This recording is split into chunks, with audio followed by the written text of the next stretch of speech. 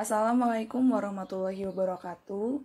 Selamat pagi semuanya, salam sejahtera untuk kita semua. Marilah kita panjatkan kepada Allah Subhanahu wa taala karena telah memberikan rahmat, kesehatan dan keselamatan pada pagi hari ini.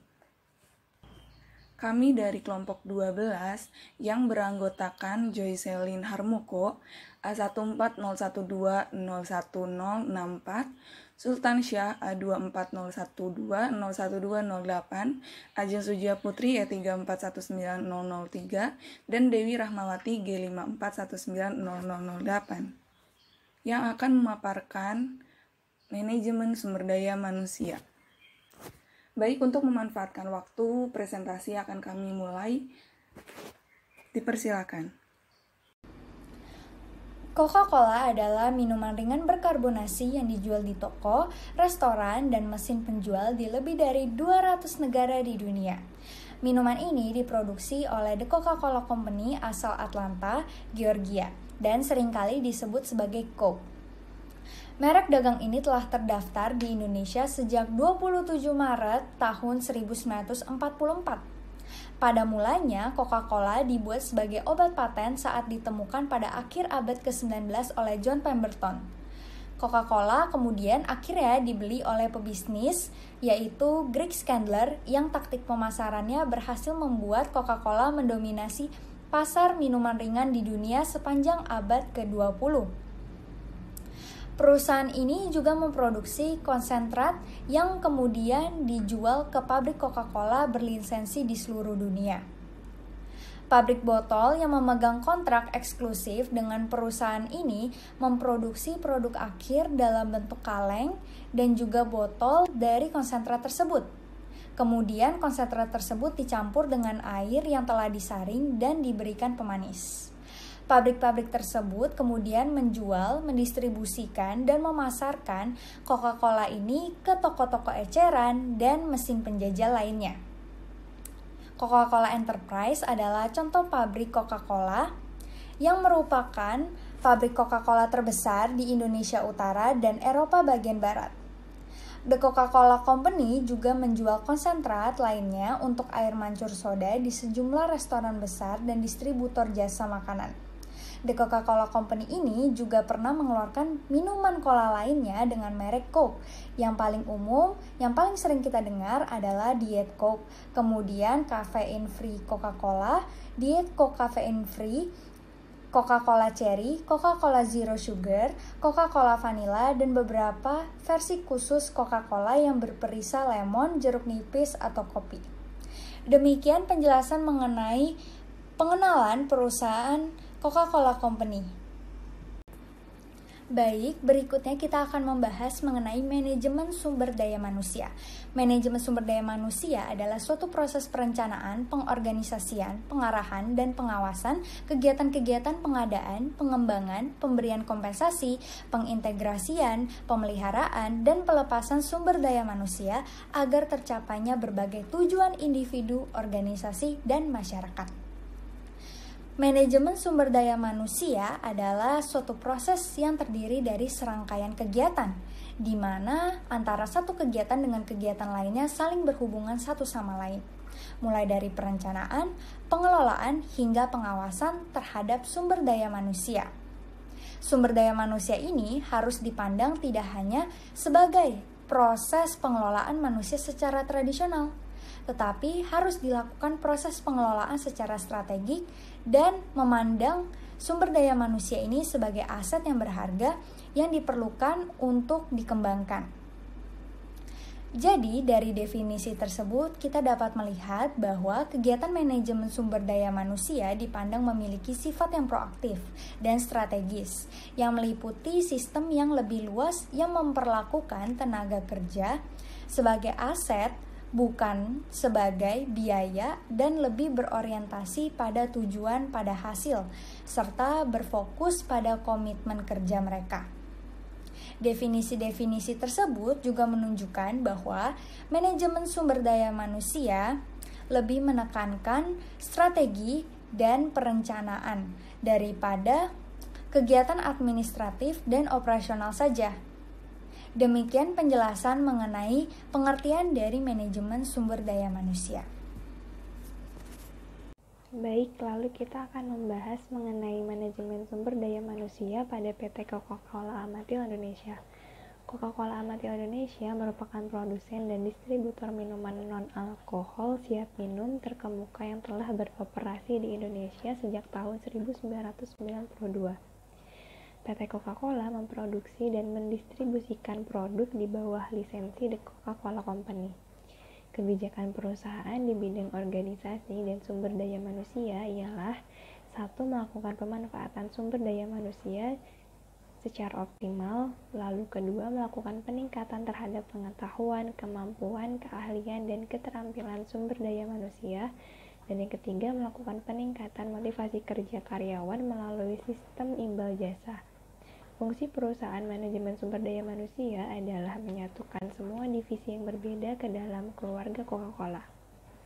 Pencapaian manajemen sumber daya manusia perusahaan dapat dicapai dengan 2 cara, yaitu mempropagandakan filosofi sumber daya manusia di antara perusahaan dan membangun kelompok internasional level eksekutif untuk tanggung jawab manajemen senior di masa yang akan datang.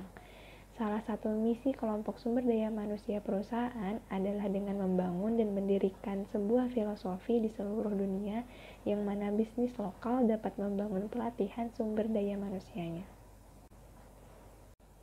Selanjutnya, bagaimana proses penyeleksian karyawan di PT Coca-Cola? Dimulai dengan seleksi CV. Seleksi CV adalah seleksi administrasi dari para pelamar di PT Coca-Cola. Dilanjutkan dengan paper test, lalu ada leaderless group discussion. Leaderless group discussion ini adalah tahapan di mana para pelamar akan dibagi menjadi beberapa kelompok dan dibagikan topik diskusi di masing-masing kelompok tersebut dengan hasil diskusi yang akan dipresentasikan kepada pihak Coca-Cola. Lalu ada role play in panel interview. Di role play ini akan diberikan peran pada masing-masing pelamar untuk diminta mensimulasikan bahwa seorang pelamar tersebut adalah karyawan Coca-Cola, dan penilai akan meminta pelamar untuk mewakili perusahaan dan bertindak seolah-olah Anda sudah menjadi karyawan. Lalu dilanjutkan dengan tahapan user interview dan director interview. Lalu ada tes kesehatan atau medical check up, dan terakhir ada tahap offering kontrak. Pada tahapan ini, para pelamar akan mengetahui gaji dan fasilitas apa saja yang akan mereka dapatkan nantinya setelah bekerja di PT Coca-Cola. Sejak tahun 1995, PT Coca-Cola mempunyai suatu fast track program yang dikenal dengan Graduate Training Program. Graduate Training Program adalah sarana pengembangan karir karyawan yang merupakan salah satu faktor dalam peningkatan jenjang jabatan. GTP merupakan pelatihan terstruktur selama 1 tahun bagi profesional muda untuk membentuk pemimpin masa depan yang dinamis, berdedikasi tinggi, dan tanggap. Sehingga para lulusan GTP diyakini akan bisa menempati posisi manajerial tingkat menengah melalui pengembangan terarah dan dalam waktu lebih cepat. Di dalam GTP, karyawan akan mendapatkan off-the-job training di kelas selama 2 bulan, kemudian 6 bulan on-the-job training di sales center sebagai tenaga penjual, dan 1 bulan on-the-job training di pabrik. Setelah itu, mereka akan melakukan presentasi akhir sebagai evaluasi dari training yang telah mereka jalankan. Ketentuan standar persyaratan jabatan yang ada saat ini sudah bersifat terbuka. Hal ini terlihat dari persyaratan calon peserta Graduate Training Program yang mengharuskan si pelamar mempunyai gelar sarjana dengan nilai yang baik, diutamakan S2, dan memiliki pengalaman kerja maksimal 1 tahun. Baik, selanjutnya adalah penilaian kinerja. Nah, pada tabel dibahas bahwa mengidentifikasi standar kinerja yang terkait dengan mengukur kriteria dan kemungkinan memberikan umpan balik kepada karyawan dan Departemen Sumber Daya Manusia sebagai catatan bagi karyawan dalam mengambil keputusan terkait perbaikan dan peningkatan kinerja karyawan. Nah, pada PT Coca-Cola secara teoretikal mempunyai sasaran yang sama, yaitu menilai prestasi kerja karyawan secara objektif untuk suatu kurun waktu tertentu di masa lalu yang hasilnya bermanfaat bagi organisasi atau perusahaan. Oleh karena itu, untuk mendukung keefektifan penilaian kinerja diperlukan adanya penerapan perbaikan berkelanjutan. Baik, selanjutnya adalah jenis kompensasi dan faktor-faktor yang mempengaruhi kompensasi. Nah, kompensasi itu apa sih? Nah, kompensasi ini tuh meliputi bentuk pembayaran tunai langsung, pembayaran tidak langsung dalam bentuk manfaat karyawan, dan insentif untuk memotivasi karyawan agar bekerja keras untuk mencapai produktivitas yang semakin tinggi, menurut Cascio F. Wayne 1990. Nah, jenis kompensasi yang diberikan pada PT Coca-Cola menurut Raya 2017 meliputi gaji atau upah, insentif, tunjangan, dan promosi jabatan. Nah, upah adalah suatu penerimaan sebagai suatu imbalan dari pemberian jasa yang telah dilakukan untuk meningkatkan produktivitas kerja. Di lain itu, memberikan insentif agar kerja memberikan pengaruh positif bagi karyawan karena berupa tambahan seperti bayaran atas produktivitas, penjualan, dan keuntungan lainnya. Kemudian, memberikan tunjangan. Memberikan tunjangan ini menjadi salah satu faktor untuk meningkatkan produktivitas kerja lainnya. Tunjangan ini dapat berupa uang, makan, transportasi, tunjangan perlengkapan kerja, dan tunjangan hari tua diterima dari perusahaan sesuai standar kelayakan kebutuhan hidup minimal KHM. Kemudian kemudian promosi jabatan, di mana promosi jabatan adalah proses pemindahan karyawan dari satu jabatan menjadi jabatan yang lain yang lebih tinggi. Dengan demikian, promosi akan selalu diikuti tugas, tanggung jawab, dan wewenang yang lebih besar dari jabatan yang akan didudukinya.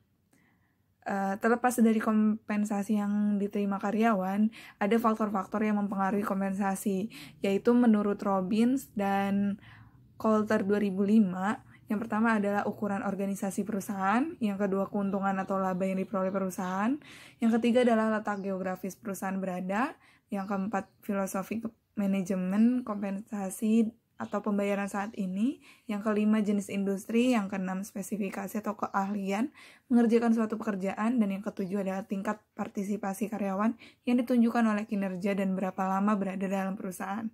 Seperti itu. Terima kasih. Berikut daftar pustaka yang kami gunakan. Demikian presentasi yang dapat kami sampaikan. Terima kasih atas perhatiannya. Wassalamualaikum warahmatullahi wabarakatuh.